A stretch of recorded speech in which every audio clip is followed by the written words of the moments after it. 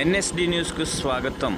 అల్లూరి సీతారామరాజు జిల్లా మారేడుమిల్లి ఘాట్ రోడ్లో భద్రాచలం టు మారేడుమిల్లి ఘాట్ రోడ్లో ప్రయాణం చేస్తున్న వాలు సుగ్రీవులు ఘాట్ రోడ్ వద్ద లారీ బ్రేక్ డౌన్ అవడం వలన రోడ్డు మధ్యలో నిలిచిపోయింది. ఆ కారణం చేత ఇరువైపులా వాహనాలు రావడానికి తీవ్ర ఇబ్బందికరంగా మారింది.